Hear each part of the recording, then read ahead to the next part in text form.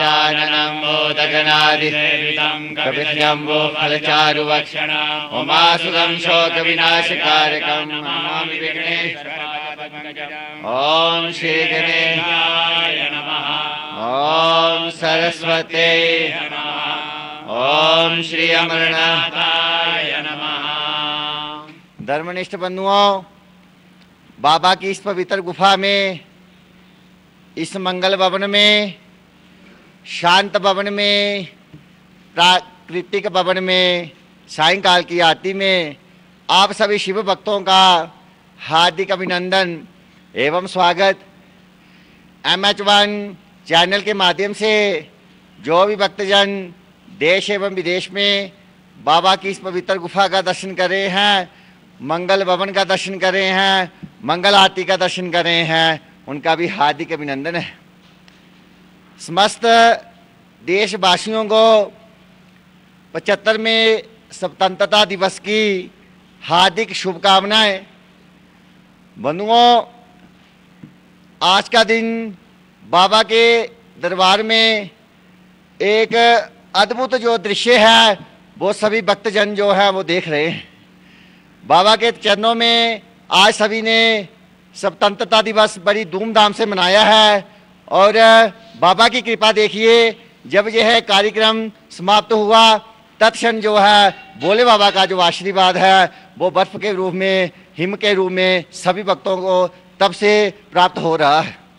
आज बाबा का दरबार मान लीजिए कर्पूर गौरम करुणावतारम, जैसे बाबा गोरे हैं, आज चारों तरफ जो है प्राकृतिक जो दृश्य है, जो सभी पर्वत हैं वो बर्फ की सफ़ेद चादर ओढ़े हुए और सफ़ेद ही दर्शित ऐसा लग रहा है कि जैसे भोले बाबा चारों तरफ हमें आशीर्वाद दे रहे हैं। तो ऐसा अद्भुत दृश्य है, बहुत ही आनंददायक। भोले बाबा सभी भक्तों को आज के दिन आशीर्वाद दे रहे हैं। तो बंधुओं, बहुत ही पवित्र पुण्यकर्मी कि आप नित्य बाबा का पूजन कर रहे हैं, बाबा के इन प्राकृतिक जो दृश्य हैं उनका हम आनंद ले रहे हैं। भोले बाबा का यह विशेषता है जहाँ पर बर्फ का ही आकार बनते हैं। बर्फ के जहाँ भोले बाबा, बर्फ के गणेश जी और बर्फ की माँ पार्वती के दर्शन हैं। भगवान गणेश जी को जो है हम जब भी उनकी पूजा करते हैं तो मोदक चढ़ाए जाते हैं।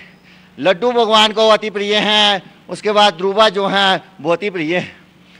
बंधुओं, ये ध्रुवा जो हैं इनकी उत्पत्ति कहाँ से हुई, ये कहाँ से इतनी पवित्र हो गई और कैसे भगवान गणेश जी को प्रिय हो गई, इसकी कथा शास्त्र में मिलती है। तो बंधुओं, कथा आती है पुराणों में कि एक बार देवता और दैत्यों ने एक संसद की, धर्म संसद कि अब क्यों ना कोई मंथन किया जाए, समुद्र मंथन किया जाए।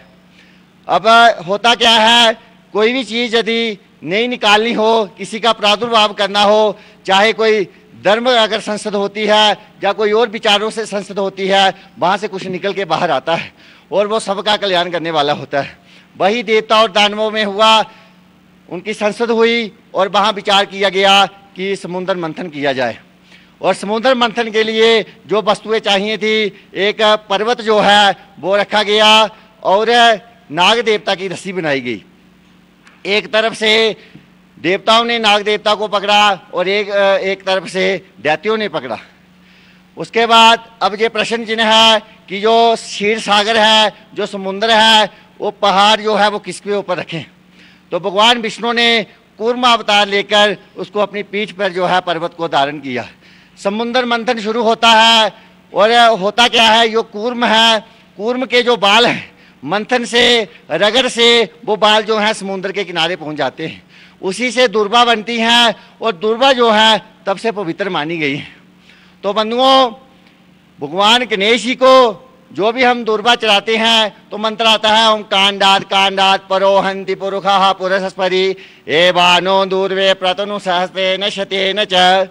तो ये जो मंत्र है इसका भाव ये है, जिस पर दुर्बा में गांठ लगी रहती है, तो हम यदि गांठ लगी हुई दुर्बा को, साफ सुथरी दुर्बा को भगवान गणेश जी को अर्पित करते हैं, तो जिस प्रकार दुर्बा जो लंबी होती हैं उसी प्रकार हमारा जो वंश है उनमें वृद्धि होती जाती है। तो बंधुओं, जब ये दुर्बा पवित्र हो गई और गणेश जी को तब से चढ़ाई जाने लगी, तो जब वो समुद्र मंथन हो रहा था, उस समुद्र मंथन में से एक जो है बहुत सारे रत्न निकले। इंद्र का ऐरावत हाथी, लक्ष्मी माता और बहुत प्रकार के जो रत्न हैं वो समुद्र में से निकले। उस समुद्र में से 13वें रत्न के रूप में जो निकला वो कलश, जिसकी हम पूजा करते हैं, वो अमृत कलश है। अब अमृत कलश ऐसा है कि जिसको जो पिएगा वो अमर हो जाएगा। तो राक्षस कहने लगे हम इस कलश को, जो अमृत को पिएंगे, देवता कहने लगे हम। तो देवताओं ने सोचा यदि राक्षस इस बूंद को चख लेंगे तो ये अमर हो जाएंगे और सृष्टि पर हाहाकार मच जाएगा। अब होता क्या है, वो कलश लाके देवता जो हैं सुरक्षित करने के लिए इंद्र के पुत्र जो है जयंत को वो कलश देते हैं। जयंत जब कलश को लेके आगे जा रहा है और उसकी कुछ बूंदें जो हैं वो धरती पर पड़ती हैं। और बंधुओं, जहाँ जहाँ उस कलश की बूंदें पड़ती हैं वहाँ वहाँ कुंभ का मेला लगता है। और उसके बाद कहते हैं कि वो कलश की बूंदें, अमृत कलश जो है वो पृथ्वी पर ध्रुवाओं के ऊपर पड़ा। और जैसे ही नाग देवता ने सोचा कि हम भी इस जो अमृत का पान कर लें और हम भी अमर हो जाएं, जैसे ही नाग देवता जो है उस अमृत की बूंद को मुंह मारते हैं, नाग देवता की 2 जीभा हो जाती हैं। बोलिए शंकर भगवान। उसके प्रभाव से नाग देवता की तब से जो जीभा है। उसके बाद लंबी कथा है। फिर वो जो कलश है वो भगवान विष्णु सोचते हैं मैं मोहिनी रूप धारण करके ये कलश की बूंदें जो हैं अमृत कलश सभी देवताओं को पिलाऊंगा। तो जैसे ही देवताओं की पंक्ति लगी और भगवान विष्णु जो हैं वो सभी को जो है अमृत पान करवाने लगे। राहु एक राक्षस है, उसने सोचा मैं भी अमर हो जाऊं, वो देवताओं का रूप बनाकर उसी पंक्ति में आ गए। तो सूर्य और चंद्रमा, उनको यह पता चल गया कि जो दैत्य है देव बनकर पंक्ति में खड़ा है। तो उन्होंने कहा भगवान विष्णु को, हे प्रभु ये कोई दैत्य है। अब जैसे ही राहु ने वो बूंद का पान किया तो भगवान विष्णु को ऐसे पता चल गया और भगवान विष्णु ने चक्कर छोड़ा और राहु की जो गर्दन कट गई। बोलिए शंकर भगवान। तब से जो ऊपर का शरीर है वो राहु है, वो नीचे वाला दर जो है वो केतु है। तो दोनों ग्रह तब से बने हुए हैं। और राहु और केतु, उनकी भी गणना जो है ग्रहों में की जाने लगी, क्योंकि अमृत की बूंद जो है उन्होंने पान कर ली थी। तो ये सारी कथा है समुद्र मंथन की। तब से जो हम कलश का पूजन करते हैं, कलश पवित्र माना गया। ये कलश जो है अमृत कलश है। कलश से मुखे विष्णु कंठे रुद्र समाश्रिता मूले तस्य स्थितो ब्रह्मा। कलश के मुख में भगवान विष्णु वास करते हैं। जहाँ धागा बांधा जाता है कंठे रुद्र समाश्रिता, वहाँ शंकर भगवान, और मूले तस्य स्थितो ब्रह्मा, थोड़ी सी नीचे में जो है ब्रह्मा जी, भगवान विष्णु और समस्त तीर्थ जो हैं वो कलश में वास करते हैं। इसलिए हम प्रत्येक कार्य जब भी करते हैं वहाँ कलश का पूजन अवश्य करते हैं। तो इसी भाव से नित्य आप पूजन करें, गणेश जी को दुर्बा चढ़ाएं, वश की वृद्धि होगी, सब विघ्नों का विनाश होगा। बोले बाबा बर्फानी की। अभी बाबा की पूजा होगी, आनंद भाव से आरती पूजा करेंगे। ओम श्री गणेशाय नमः। ओम पवित्रः पवित्रो वा सर्वावसांगतो विवाह्य समरे सभायाभ्यन्तरादजे हम मुण्डरीकाक्षः पुनादो हम मुण्डरीकाक्षः पुनादो हम मुण्डरीकाक्षः। ओम पवित्रेस्तो वैष्णव्यो सवितुर्वः प्रथमा उद्पुनाम्य चित्रेण पवित्रेण सूर्यस्यार्ष्मेभिः तद्यादे पवित्रभूतसेत्कामः पुनेत तजकेयम्। ओम केशवाय नमः। ओम माधवाय नमः। ओम नारायणाय नमः। हस्तो प्रक्षाल्यं श्रीकृष्ण परमात्मने नमः।